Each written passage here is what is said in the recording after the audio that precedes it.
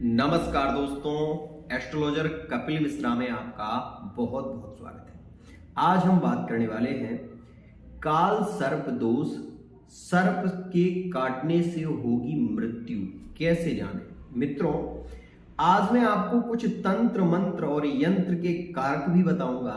साथ ही मैं आपको ये भी बताऊंगा कि कुंडली में काल सर्प दोष यदि है तो विशेष रूप से सर्प से दंश से मृत्यु के योग ज्यादा होते हैं। साथ ही सपने में सर्प दिखाई देते हैं। एक और बात मित्रों, एक बात सहज सी समझ लीजिए, अगर कोई बीमारी है तो उसका इलाज है।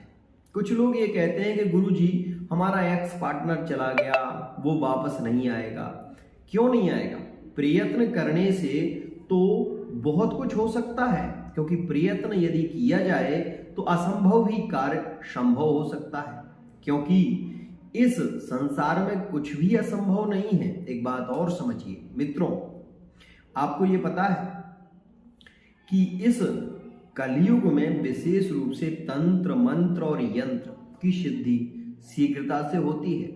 और कुछ लोग कहते हैं कि वो एक्स वापस नहीं आएगा। अगर एक्स वापस नहीं आएगा तो ये जो पोथी पत्रा बनाकर रखे हुए हैं, जो इतना बड़ा सिद्धांत लिखा है आचार्यों ने, वो क्या सर्व मूर्ख थे? उनके अंदर विशेष रूप से कोई एक ज्ञान नहीं था? हर मर्ज की दवा है, हर मर्ज की दवा है, इस बात को मानिए। अगर आपका पार्टनर आपसे ब्रेकअप में है तो वो आने के उसके योग कब हैं? ये है, नहीं आएगा। क्यों नहीं आएगा? मित्रों, एक बात मुझे बताइए, एक व्यक्ति मेरे पास कल आया था और उसकी जब मैंने कुंडली देखी तो उनकी कुंडली में ये योग था जो कि मैं आज आपको वीडियो में बता रहा हूं। क्योंकि जब ऐसी कुंडलियां आती हैं तभी मैं ऐसी कुंडलियों पर शोध करके और उन कुंडलियों के माध्यम से एक आपको सकारात्मक जानकारी देना चाहता हूं। एक बात और बता दूं मैं आपको, मेरे यहां पर अगर कोई भी व्यक्ति अपनी कुंडली का विश्लेषण कराता है तो सबसे पहले तो वो खुद इस चीज का अनुभव करता है कि हाँ, गुरुजी से बात करके उसे कैसा लगा। दूसरी स्थिति मित्रों, उसके साथ में ये होती है कि जो वो जिसकी कुंडली होती है उससे रिलेटिव जो ग्रह उसका नेगेटिव चल रहा है, उसकी उपाय भी मैं बताता हूं। साथ ही मैं ये भी बताता हूं कि कितने से कितने समय में उसका योग बन सकता है और वो विशेष रूप से आपके लव रिलेशनशिप में आ सकता है। मित्रों, एक बात और बहुत ही खास मान लीजिए, इस संसार में असंभव कुछ भी नहीं है। असंभव नाम की कोई चीज होती नहीं है, ये बात समझिए। लेकिन फिर भी असंभव कुछ होता भी है, इस बात को भी मानिए। मित्रों, एक सीधी सी बात है, अगर आपकी कुंडली में राहु नेगेटिव चल रहा है तो राहु के मंत्र क्यों दिए हैं? क्यों दिए हैं राहु के मंत्र? राहु से मंत्र क्यों दिए? उपाय क्यों दिए? महामृत्युंजय का जप क्यों दिया? चंद्रमा की मृत्यु हो गई थी, आपको पता होगा, और चंद्रमा को महामृत्युंजय मंत्र से जीवित किया गया। क्यों? ये सारी बातें क्यों करते हैं लोग? मुझे ये समझ में नहीं आता। इसीलिए मैं कहता हूं, हाँ, ये बात सत्य है कि अगर कुंडली में योग नहीं होता है तो मैं स्पष्ट बताता भी हूं, लेकिन इसका मतलब ये नहीं है कि वो व्यक्ति विशेष रूप से उसको छोड़कर चला गया, वो आएगा नहीं। तो मित्रों, ये बात समझिए, आने के योग रहते हैं, क्योंकि जब आप किसी भी ग्रह की साधना करके देख लीजिए, यही नहीं, आपकी राशि का छोड़िए, आप किसी भी ग्रह की साधना करिए, रोज सुबह एक कुत्ते को रोटी डालना शुरू करिए। वो कुत्ता आपके लिए वफादारी का कार्य ना करे तो मुझसे कहना। रोज एक बिल्ली को आप रोटी खिलाने का कार्य करिए, वो बिल्ली आपके घर में आना शुरू ना कर दे तो कहना। मित्रों, जब आप किसी के भी प्रति थोड़ा सा कार्य करते हैं तो वो आपसे जुड़ता है। कुंडली में कौन सा ग्रह नेगेटिव है, ये इतनी बड़ी पुस्तकें क्यों छपी हैं? क्यों? आखिर इतना बड़े बड़े भाष्य क्यों लिखे गए हैं? तंत्र क्यों श्रेष्ठ हो रहा है? मंत्र क्यों श्रेष्ठ हो रहे हैं? सिद्धियां क्यों होती हैं? समझ में ही नहीं आता, लोग कहां खो रहे हैं, मेरी ये बात समझ में नहीं आती। उन्होंने कह दिया कि वो पार्टनर नहीं आएगा। भाई सीधी सी बात है कि उन्हें कहना है कि नहीं आएगा। नहीं क्यों नहीं आएगा? मित्रों, अगर आपकी कुंडली में कितना भी प्रबल दोष क्यों ना हो, मृत्यु योग भी चल रहा हो, उसका भी उपाय होता है। कैंसर जैसी बीमारियां भी मित्रों आपकी कुंडली से देखी जाती हैं, पता है आपको। और उस बीमारी का भी इलाज है, ऐसा नहीं है कि उसका इलाज नहीं है।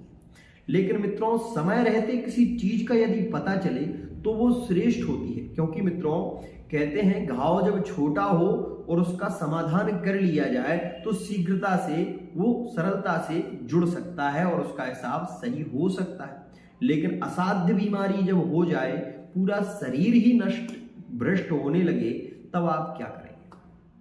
आपको ये भी पता होगा कि किसी के हाथ में कोई प्रॉब्लम हो जाती है और बहुत बड़ा रोग हो जाता है, डॉक्टर कहता है इस हाथ को कटवा दो नहीं तो मर जाओगे, तो हाथ कटवा दिया जाता है, लेकिन वो व्यक्ति जीता तो है कि नहीं जीता। तो मैं यही कहना चाहता हूं कि अगर आपकी कुंडली में कितना भी बड़ा दोष क्यों ना है, अगर आप उसका उपाय और उसका समाधान चाहते हैं तो मेरे यहाँ पर आप अपनी कुंडली का विश्लेषण करा सकते हैं। फेस रीडिंग, हस्तरेखा और अंक ज्योतिष के माध्यम से बहुत कुछ जान सकते हैं। साथ ही वास्तु के माध्यम से भी आप बहुत कुछ समझ सकते हैं। तो मित्रों विशेष रूप से आज मैं बता रहा हूं आपको क्या कि काल सर्प दोष से सर्प के कारण मृत्यु क्यों। विशेष ध्यान है, लगन से अगर तीसरे भाव में, लगन से तीसरे भाव में अगर सूर्य बैठे हो तो मित्रों ये बात मान लीजिए कि राजद्रोह या फिर विशेष रूप से अगर वो नेगेटिव नीच राशि में हो, तुला राशि में हो, तो मिथ्या दोष लगता है, कलंक लगता है। साथ ही मित्रों मैं आपको ये बता दूं कि आपकी राशि में दसम भाव में शुक्र बैठे हो, आपकी राशि जो भी आपकी राशि हो, दसम भाव में शुक्र हो और राहु भी वहां पर मौजूद हो, तो मित्रों किसी शुभ ग्रह की दृष्टि ना हो तो 100% आप ये मानिए कि आपको सांप सपने में दिखाई देंगे, साथ ही आपकी सर्प के काटने से मृत्यु होगी। विशेष खास स्थिति। दूसरी स्थिति मित्रों इसमें यह भी होती है कि अगर राहु नीच का हो, वृश्चिक राशि का हो या धनु राशि का हो और वहां पर शुक्र की दृष्टि हो, तो भी मित्रों अकाल मृत्यु का योग बनता है, साथ ही सर्प के काटने से मृत्यु होती है। पहली स्थिति। दूसरी स्थिति मित्रों, पार्टनर की कुंडली में, यदि आपकी पार्टनर की कुंडली में शुक्र अष्टम भाव में हो तो पति की मृत्यु शीघ्रता से होती है। इस बात को भी समझें मित्रों, शीघ्रता से ये समझें कि अगर कल मैं एक कुंडली का मिलान कर रहा था, उसमें मैंने देखा कि शनि और राहु की युति अष्टम भाव में थी और मित्रों वो मकर राशि थी। मकर राशि शनि की ही राशि होती है। एक बात फिर कह दूं मैं आपको, भले ही शनि मकर राशि में क्यों ना हो, अष्टम भाव में हो तो मृत्यु तो नहीं होगी, लेकिन एक्सीडेंट बहुत होते हैं। एक्सीडेंट होते हैं, चोट चपेट की स्थिति बनती है और वो व्यक्ति जो होता है वो तंत्र से जुड़ा हुआ होता है, तंत्र मंत्र की साधना से जुड़ा हुआ होता है। साथ ही उसके घर में प्रेत तत्व जो मौजूद होता है, जिसके कारण उसका जो परिवार जो वो घर में रहता है या किसी को घर में लेकर आता है तो अकाल मृत्यु का भय उसे सताता है। साथ ही ऐसा लगता है कि कोई घर में घूम रहा है। ऐसी स्थिति भी बनती है। अगर आपको ऐसा लग रहा हो कि मैं किसी प्रकार से आपसे झूठ बोल रहा हूं तो आप सिद्धांत उठाकर देखें, क्योंकि मैं बगैर सिद्धांत के कभी नहीं बोलता। यही मेरी एक खासियत है। लोग मेरे पास कम आए चलेगा, मैं झूठ का सहारा लेना पसंद नहीं करता। ये मेरी एक विशेषता है। दूसरी स्थिति मित्रों बता दूं मैं आपको कि राहु यदि आठवें भाव में है, अष्टम भाव में राहु यदि है तो विशेष ध्यान दें मित्रों, राहु और मंगल की युति है और साथ ही शनि की दृष्टि है, या फिर शनि और राहु दोनों साथ में है और मंगल की दृष्टि है, तो मित्रों ये मान लीजिए कि व्यक्ति एक तो शस्त्र के द्वारा मारा जाएगा, या दूसरी स्थिति में मित्रों विशेष रूप से किसी के द्वारा षड्यंत्र में उसकी मृत्यु होगी। षड्यंत्र में वो मारा जाएगा और सांप के काटने से भी उसकी मृत्यु शीघ्रता से होगी। ऐसे योग बनते हैं। लेकिन मित्रों ये योग बनते कब है, आपने सोचा? क्योंकि मित्रों हमारी कुंडली में 5 प्रकार की दशा होती है। दशा, महादशा, अंतरदशा, प्रत्यंतर दशा, सूक्ष्म दशा और प्राण दशा। ये 5 प्रकार की जो दशाएं होती हैं, यही हमारे जीवन को एक चाल में ले चलती हैं। आपको ये पता होगा कि हमारे शरीर में 5 तत्व मौजूद हैं, क्षिति जल पावक गगन शमीरा पंच रचित अति अधम शरीरा। मित्रों, यह जो शरीर है हमारा, ये असाध्य रोगों का एक ढांचा है। इसमें भागवत जी में लिखा है कि कृमि बिड भस्म संज्ञातम, कृमि बिड भस्म संज्ञातम, इस शरीर की केवल 3 ही गति होती हैं। अगर इसको गाड़ दिया जाए तो ये विशेष रूप से सड़ जाता है, उसको कीड़े खा जाते हैं। और अगर मित्रों वो विशेष रूप से अगर कोई जानवर खा ले तो विष्ठा के रूप में परिवर्तित हो जाता है, और अगर जला दो तो राख के रूप में परिणत होता है। तो मित्रों, ये हमारे शास्त्र कह रहे हैं, मैं नहीं कह रहा, मैं ये नहीं कहता, मैं केवल शास्त्र का सिद्धांत कहता हूं। यदि आपकी कुंडली में राहु 4th भाव में है, राहु 8म भाव में है, राहु 12 भाव में है, तो ये आप मान लीजिए कि आपको जीवन में कई बार संकटों का सामना करना पड़ेगा। साथ ही आपके और आपकी पत्नी के बीच में मतभेद की स्थिति रहेगी। और 8म में या 12 में राहु मौजूद है तो आपके तलाक के योग शीघ्रता से बनेंगे। साथ ही आपका पार्टनर आपको मारेगा पीटेगा बहुत ज्यादा, ये स्थिति भी आपको देखने को ज्यादा मिलेगी। वहीं मैं आपको ये भी बता दूं, अगर शुक्र विशेष रूप से जुड़ा हुआ हो तो आपका पति किसी अन्य स्त्री के साथ में परिवार में ही संबंध में होगा। एक और खास स्थिति, मंगल शुक्र के साथ में हो, और विशेष रूप से मंगल शुक्र की युति अगर आपके 6ठम भाव में हो तो आपका पति अपने ही परिवार में किसी से जुड़ा होगा, या फिर वो भाभी से जुड़ा हो सकता है या किसी से भी जुड़ा हो सकता है, उनके साथ में भी उसके फिजिकल रिलेशनशिप होंगे, और जिसके कारण आपके बीच में मतभेद की स्थिति भी बनेगी। एक बात फिर कह दूं, कुंडली में कितना भी बड़ा दोष क्यों ना हो मित्रों, उसका उपाय यदि किया जाए तो वो जड़ से खत्म हो जाता है, यह मेरा दावा है विशेष। तो मित्रों, मैं आपको फिर कहना चाहूंगा कि जो लोग भ्रम में पड़े हुए हैं वो इस भ्रम से बाहर निकलें,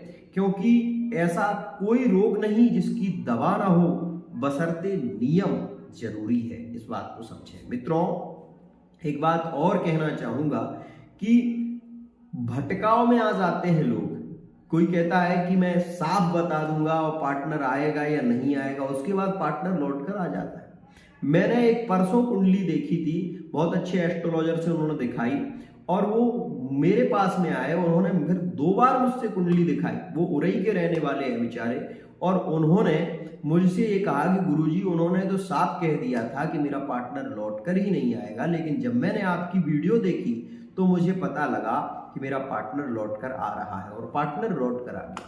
तो मित्रों, क्या आप ये नहीं चाहते कि आपका पार्टनर लौट कर आए? अगर नहीं चाहते तो वो भी स्थितियां होती हैं, और अगर चाहते हैं तो विशेष रूप से प्रयत्न करें, सफलता अवश्य ही मिलेगी। तो मित्रों, एक बात और विशेष, जो लोग चाहते हैं कि अपने पार्टनर से कभी अलग ना हो, उन्हें चाहिए कि प्रातःकाल उठते ही सबसे पहले एक कार्य करें, भूमि का स्पर्श करें। क्योंकि मित्रों, यह जो भूमि है वो हमारी माँ है, और जब आप इसका स्पर्श करते हैं तो माँ का आशीर्वाद आपको प्राप्त होता है, और इससे आपके रिश्ते सदैव जुड़े रहते हैं। क्योंकि मित्रों, हमारे शास्त्र में लिखा हुआ है कि समुद्र वसुने देवी पर्वत स्तन मंडलते विष्णु पत्नी नमस्तुभ्यम पाद स्पर्श क्षमस्व। मित्रों, जब आप प्रातःकाल उठकर और सबसे पहले भूमि का स्पर्श कर लेते हैं और उनका चरण वंदन कर लेते हैं, तो आप ये मानिए कि आपके परिवार की समस्याओं का भी समाधान होता है। साथ ही माँ की कृपा आपको महसूस होती है, और जिससे आपके कार्य में आपको कुशलता प्राप्त होती है। आज के लिए इतना ही।